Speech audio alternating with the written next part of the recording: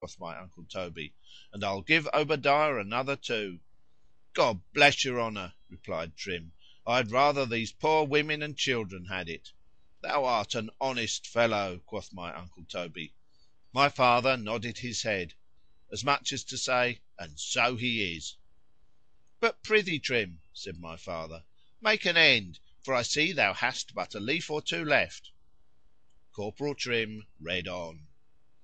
If the testimony of past centuries in this matter is not sufficient, consider at this instant how the votaries of that religion are every day thinking to do service and honour to God, by actions which are a dishonour and scandal to themselves.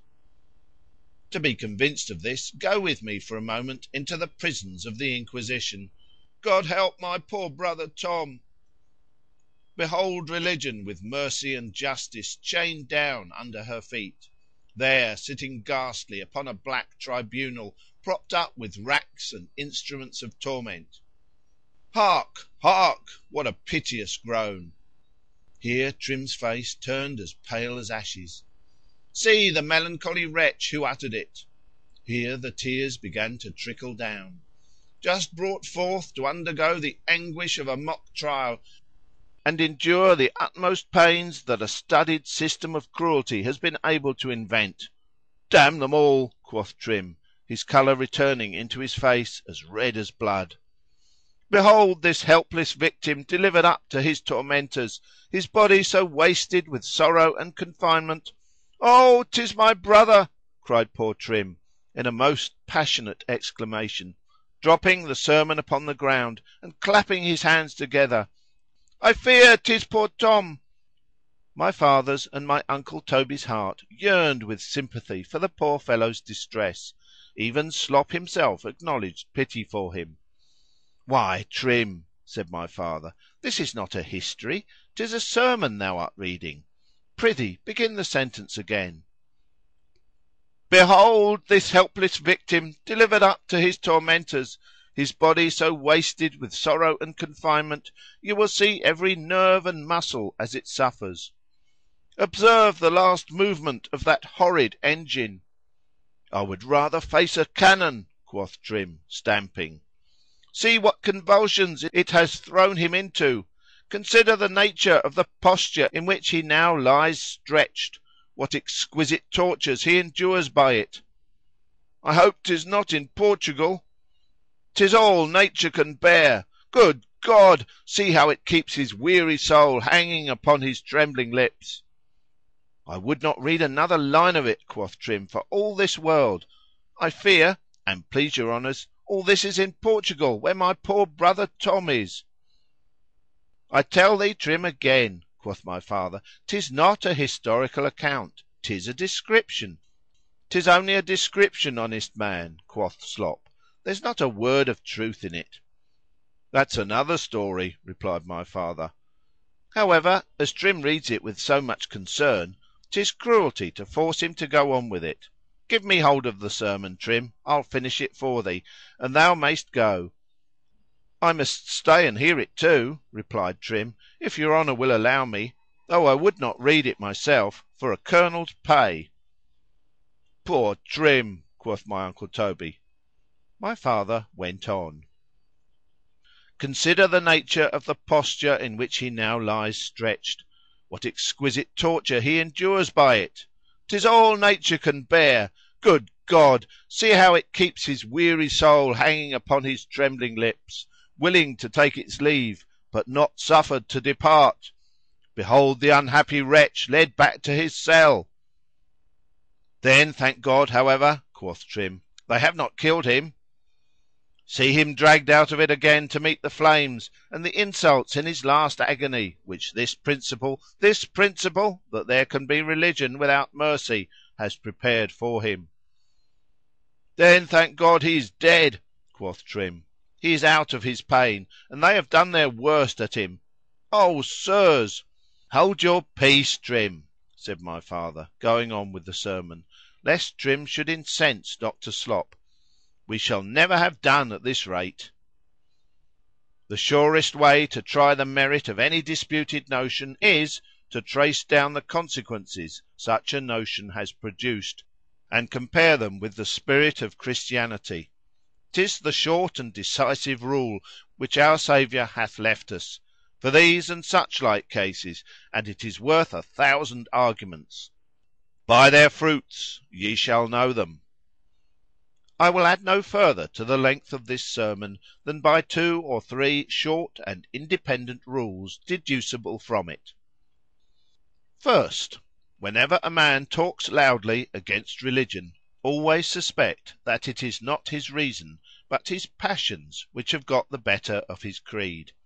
A bad life and a good belief are disagreeable and troublesome neighbours, and where they separate, depend upon it, 'tis for no other cause but quietness' sake. Secondly, when a man thus represented tells you in any particular instance that such a thing goes against his conscience, always believe he means exactly the same thing as when he tells you such a thing goes against his stomach, a present want of appetite being generally the true cause of both. In a word, trust that man in nothing who has not a conscience in everything. And in your own case remember this plain distinction, a mistake in which has ruined thousands, that your conscience is not a law. No, God and reason made the law, and have placed conscience within you to determine, not like an Asiatic Cadi, according to the ebbs and flows of his own passions, but like a British judge in this land of liberty and good sense, who makes no new law, but faithfully declares that law which he knows already written. Finis. Thou hast read the sermon extremely well, Trim, quoth my father. If he had spared his comments, replied Dr. Slop, he would have read it much better. I should have read it 10 times better, sir, answered Trim, but that my heart was so full. That was the very reason, Trim, replied my father, which has made thee read the sermon as well as thou hast done. And if the clergy of our church, continued my father, addressing himself to Dr. Slop, would take part in what they deliver as deeply as this poor fellow has done, as their compositions are fine— I deny it, quoth Dr. Slop. I maintain it, that the eloquence of our pulpits, with such subjects to inflame it, would be a model for the whole world. But alas! continued my father, and I own it, sir, with sorrow, that like French politicians in this respect, what they gain in the cabinet, they lose in the field. 'Twere a pity, quoth my uncle, that this should be lost. I like the sermon well, replied my father. 'Tis dramatic, and there is something in that way of writing, when skilfully managed, which catches the attention. We preach much in that way with us, said Dr. Slop. I know that very well, said my father, but in a tone and manner which disgusted Dr. Slop, full as much as his assent simply could have pleased him. But in this, added Dr. Slop, a little piqued, our sermons have greatly the advantage that we never introduce any character into them below a patriarch, or a patriarch's wife, or a martyr, or a saint. There are some very bad characters in this, however, said my father, and I do not think the sermon a jot the worse for 'em. But pray, quoth my uncle Toby, whose can this be? How could it get into my Stevinus? A man must be as great a conjurer as Stevinus, said my father, to resolve the second question.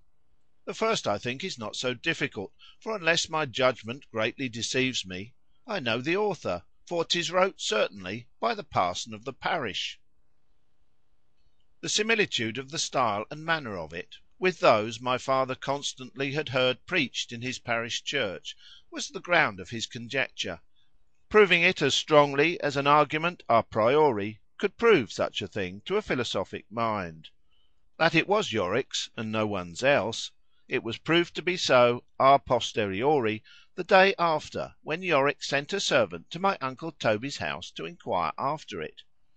It seems that Yorick, who was inquisitive after all kinds of knowledge, had borrowed Stevinus of my uncle Toby, and had carelessly popped his sermon, as soon as he had made it, into the middle of Stevinus, and by an act of forgetfulness, to which he was ever subject, he had sent Stevinus home, and his sermon to keep him company. Ill-fated sermon! Thou wast lost, after this recovery.